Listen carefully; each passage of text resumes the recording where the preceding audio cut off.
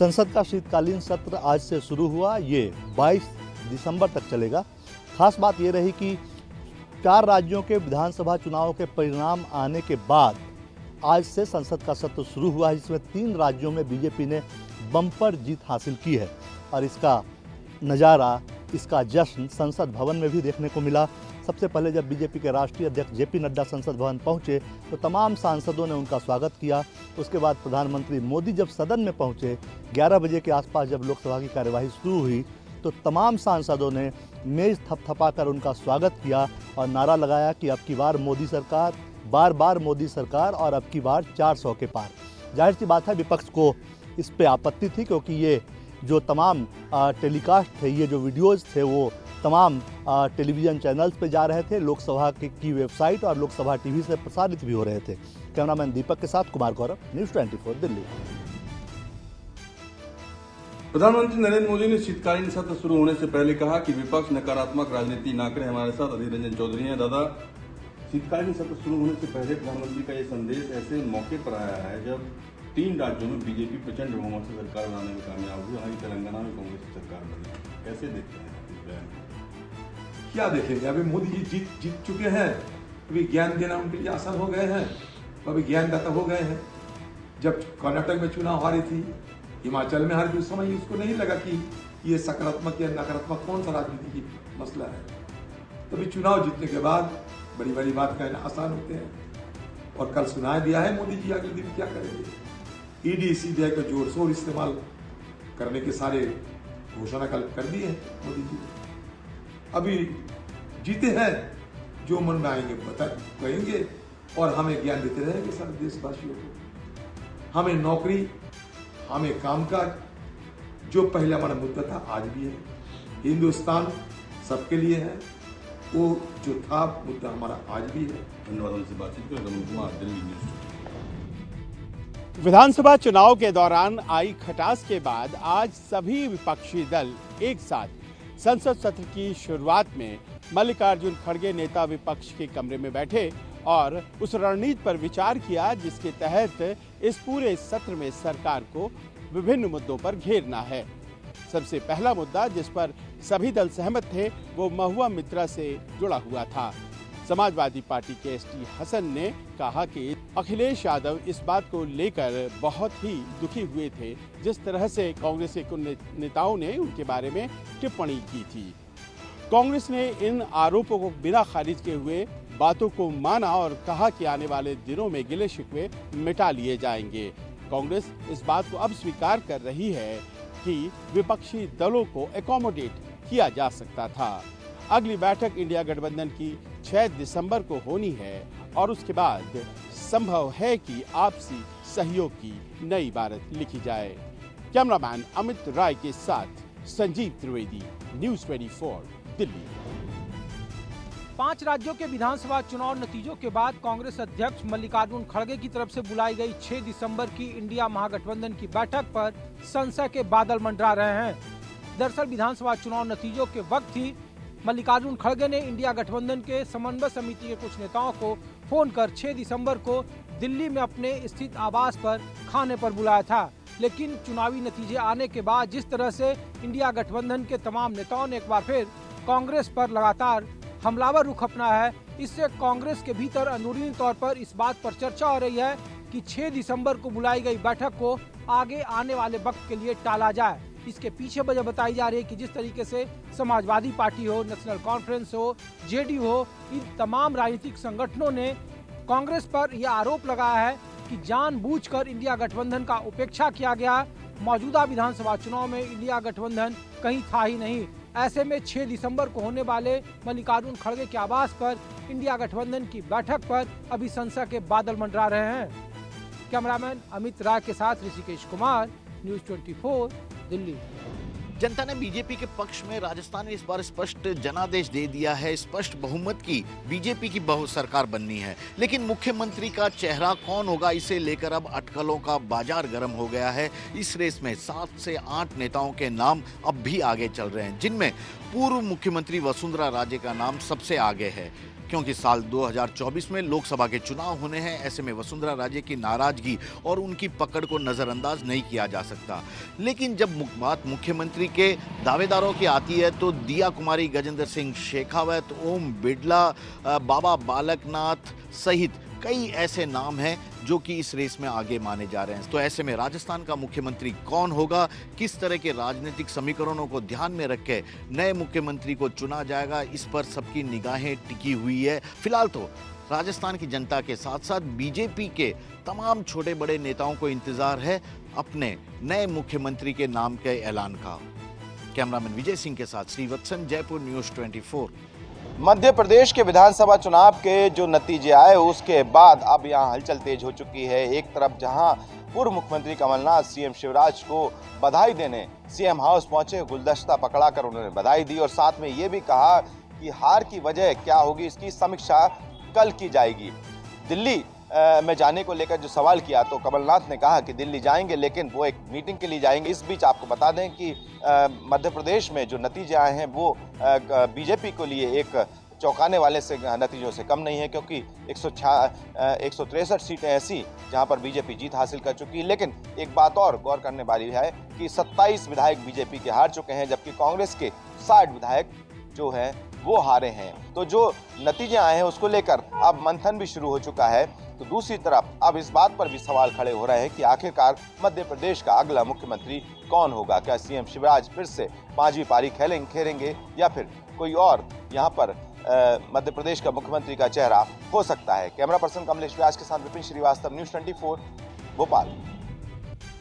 विधानसभा चुनावों में तेलंगाना में कांग्रेस ने प्रचंड जीत हासिल की, लेकिन अब बारी है सीएम कौन होगा और इसके लिए कांग्रेस पार्टी के नवनिर्वाचित विधायकों की बैठक एक होटल में आज हुई, जहां विधायक दल का नेता जो है वो चुना जाना है। बैठक के लिए राज्य भर से सभी 64 विधायक गाजूबाइली के एला होटल पहुंच गए और कर्नाटक के उप मुख्यमंत्री डीके शिव कुमार जो एआईसीसी पर्यवेक्षक हैं, अन्य पर्यवेक्षक Deepa Das Munshi, doctor Ajay Kumar, K J George, K Muraleedharan भी बैठक में उन्होंने हिस्सा लिया। 119 सदस्यीय विधानसभा में कांग्रेस पार्टी को 64 सीटें मिली। पार्टी ने सरकार बनाने का दावा पेश कर दिया है। अब कश्मकश इस बात को लेकर है कि आखिर तेलंगाना में कांग्रेस में सीएम उम्मीदवार कौन होगा।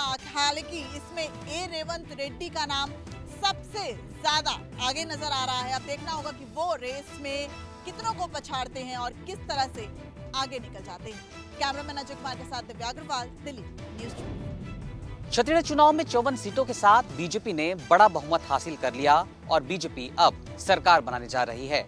लेकिन बीजेपी की सरकार में चेहरा कौन होगा, यानी मुख्यमंत्री कौन बनेगा, इसे लेकर बीजेपी में अब कश्मकश का दौर शुरू हो गया है। मुख्यमंत्री के चेहरे में स्वाभाविक दावेदारी पूर्व मुख्यमंत्री डॉक्टर रमन सिंह की भी बनती नजर आ रही है। रमन सिंह बीजेपी की 15 सालों की सरकार के चेहरा रहे हैं, मुख्यमंत्री के तौर पर काम करते रहे हैं। अब जब मुख्यमंत्री की रेस की बात चल रही है तो रमन सिंह भी उसके अहम किरदार हो सकते हैं। इसके अलावा एक स्वाभाविक दावेदारी प्रदेश अध्यक्ष अरुण साव की भी बन रही है।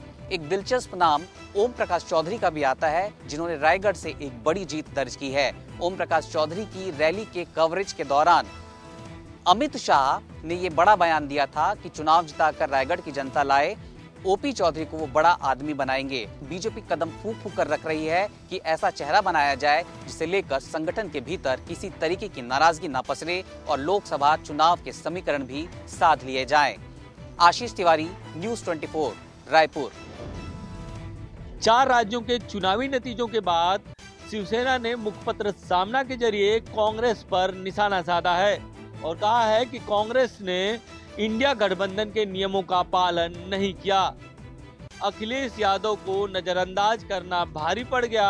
अखिलेश यादव का मध्य प्रदेश में अच्छा खासा वोट बैंक है, लेकिन कमलनाथ ने अखिलेश यादव को दरकिनार कर दिया। राहुल गांधी ने अपने भारत जोड़ो यात्रा की शुरुआत मध्य प्रदेश से की थी। तब राहुल गांधी कहते थे कि मध्य प्रदेश में बीजेपी के खिलाफ सबसे ज्यादा करंट है, लेकिन वो करंट काम नहीं आया। छत्तीसगढ़ के मुख्यमंत्री भूपेश बघेल के पांव जमीन पर नहीं थे। वो लगातार कहते थे कि यहाँ पर बीजेपी कहीं मुकाबले में ही नहीं है। यही हाल मध्य प्रदेश का था। शिवराज सिंह के सामने कांग्रेस के जो उम्मीदवार हैं वो नहीं चले। बीजेपी को जश्न मनाना चाहिए, लेकिन बीजेपी को अपने दफ्तर के अलावा जांच एजेंसियों के दफ्तर के बाहर भी आतिशबाजी करनी चाहिए। कैमरा अंचल के साथ इंद्रजीत सिंह, न्यूज़ 24, मुंबई। मध्य प्रदेश, छत्तीसगढ़ और राजस्थान में मिली जीत के बाद बीजेपी एक बार फिर काफ़ी उत्साहित है। वहीं इन चुनाव परिणामों का सीधा असर बिहार की राजनीति पर भी दिखने लगा है। बीजेपी के नेता खुश हैं तो दूसरी तरफ जेडीयू के अंदर ही काफ़ी खुशी भी है, क्योंकि जिस तरीके से इंडी गठबंधन बनाने में मुख्यमंत्री नीतीश कुमार ने बड़ी भूमिका निभाई थी और जिस तरीके से उन्हें अलग थलग रखा गया था, उसके बाद से न सिर्फ नीतीश कुमार कई मौक़ों पर बोल चुके थे, वहीं जेडीयू के नेता भी अब खुलकर यह बोलने लगे हैं कि यह कांग्रेस का अति आत्मविश्वास था और उसके चलते यह हालत हुई है। वहीं अब आरजेडी के प्रवक्ता ने भी ये कहा है कि कांग्रेस को आत्ममंथन की ज़रूरत है और इंडी गठबंधन को एक बार फिर से तेजी लाने की ज़रूरत है। हालांकि 6 दिसंबर को इंडिया गठबंधन की फिर एक बैठक दिल्ली में होने वाली है, लेकिन मुख्यमंत्री नीतीश कुमार उसमें शामिल होंगे, इसको लेकर अभी संशय है, क्योंकि जेडीयू के नेता भी लगातार इंडी गठबंधन के अन्य नेताओं और खासकर कांग्रेस को निशाने पर ले रहे हैं। कैमरामैन सनी के साथ अमिताभ ओझा, पटना न्यूज़ 24। देश के कई राज्यों के चुनावी परिणाम पर बसपा प्रमुख मायावती ने साफ कहा है कि चुनावी माहौल को देखते हुए आए हुए परिणाम चिंतित और शंकित करने वाले हैं। बसपा प्रमुख मायावती ने यह भी कहा है कि चुनावी परिणाम बिल्कुल माहौल के विपरीत हैं, लेकिन इससे निराश नहीं होना है। मायावती ने कहा है कि आगामी 10 दिसंबर को चुनावी परिणाम के साथ लोकसभा चुनाव की रणनीति पर लखनऊ में बैठक होगी। वहीं दूसरी तरफ सपा अध्यक्ष अखिलेश यादव ने भी कहा है कि सबका साथ सबका विकास तभी संभव है जब बराबरी होगी। अखिलेश यादव ने यह भी कहा कि चुनावी नतीजों से निराश नहीं होना है, राजनीति में ऐसे परिणाम आते रहते हैं, बीजेपी से मुकाबले के लिए बड़ी तैयारी करनी पड़ेगी। अखिलेश ने यह भी कहा कि परिणाम ने अहंकार को खत्म किया है। अखिलेश ने यह भी कहा कि आने वाले समय में फिर रास्ता निकलेगा। सपा का उत्तर प्रदेश में संघर्ष बहुत बड़ा है। यही नहीं, सपा अध्यक्ष अखिलेश यादव ने एक बार फिर कहा है कि जो राजनीतिक दल जहां पर मजबूत हो उसे दूसरे राजनीतिक दल सहयोग करें, तभी साल 2024 में ऐतिहासिक चुनाव परिणाम आ सकते हैं। कैमरा पर्सन सचिन सैनी के साथ अशोक तिवारी, लखनऊ, न्यूज़ 24। 4 राज्यों के आए चुनावी नतीजों में 3 में बीजेपी को जीत मिली है तो वहीं 1 में कांग्रेस जीती है। वहीं अब इंडिया गठबंधन में जुबानी जंग शुरू हो चुकी है। नेशनल कॉन्फ्रेंस के नेता उमर अब्दुल्ला ने इंडिया गठबंधन पर निशाना साधते हुए कहा है कि अगर भविष्य में यही स्थिति रही तो इंडिया गठबंधन नहीं जीत सकता।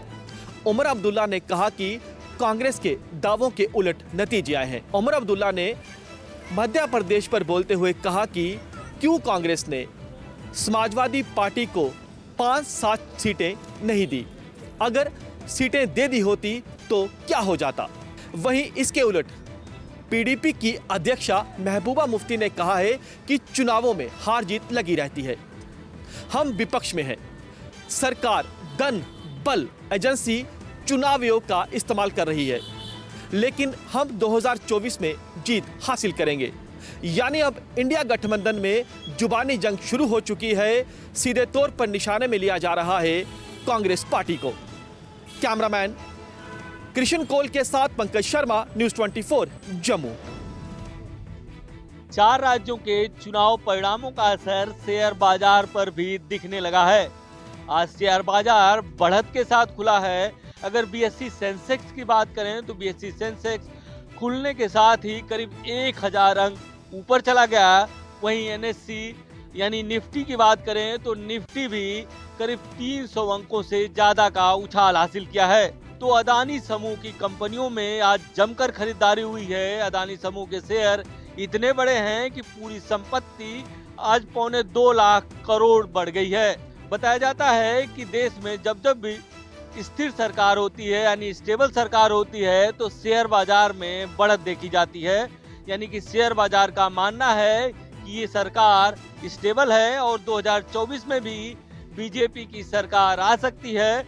यही कारण है कि अदानी समूह के शेयरों में जमकर खरीदारी चल रही है। कैमरामैन संजय के साथ इंद्रजीत सिंह, न्यूज़ 24, मुंबई।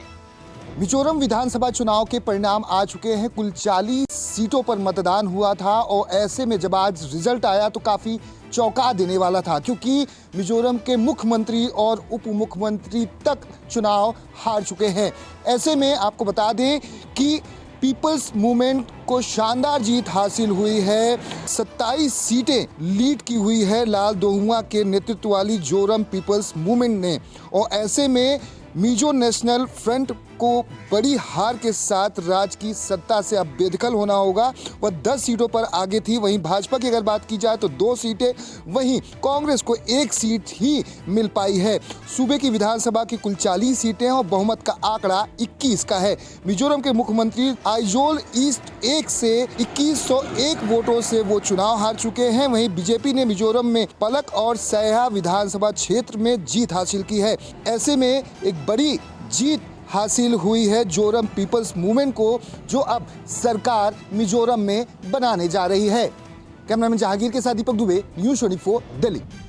लोकसभा में तृणमूल कांग्रेस की सांसद महुआ मोइत्रा के मुद्दे पर लोकसभा में जमकर हंगामा हुआ। विपक्ष के सांसद इस मुद्दे पर चर्चा कराने की मांग कर रहे थे। विपक्ष का कहना था कि बिना चर्चा किए लोकसभा अध्यक्ष कोई फैसला न ले। तृणमूल कांग्रेस की सांसद महुआ मोइत्रा के निष्कासन संबंधी आचार संहिता की रिपोर्ट कल यानी मंगलवार को लोकसभा में पेश की जाएगी। महुआ मोइत्रा के मुद्दे पर आज लोकसभा में जमकर हंगामा हुआ। विपक्ष के सांसदों ने आज इस मुद्दे पर चर्चा की मांग की। महुआ मोइत्रा को रिश्वत लेकर सवाल पूछने के मामले में सदन से निष्कासित करने की अनुशंसा की गई है। लोकसभा की सचिवालय द्वारा प्रसारित कार्यसूची के अनुसार आचार समिति के अध्यक्ष विनोद कुमार सोनकर समिति की रिपोर्ट सदन के पटल पर रखेंगे। महुआ मोइत्रा के मामले में एथिक्स कमेटी की मेंबर अपराजिता सारंगी ने बात करते हुए कहा कि हमें स्पीकर साहब ने आदेश दिया है कि रिपोर्ट को आज ही टेबल किया जाए। आज ही हम रिपोर्ट रखेंगे। लोकसभा में कांग्रेस संसदीय दल के नेता अधीर रंजन चौधरी ने कहा कि पूरा विपक्ष महुआ मोइत्रा के साथ है और हम बिना चर्चा किए कोई भी निर्णय नहीं लेने देने के पक्ष में हैं। कैमरा पर्सन दीपक के साथ रमन कुमार, दिल्ली, न्यूज़ 24। बिहार के मुख्यमंत्री नीतीश कुमार पिछले 10 दिनों से बीमार चल रहे हैं। उनके सारे कार्यक्रम को रद्द कर दिया गया है और बताया गया कि वो बीमार हैं। लेकिन उन्हें क्या बीमारी है और उन्हें क्या परेशानी है, इसको लेकर कोई मेडिकल बुलेटिन अब तक जारी नहीं किया गया है।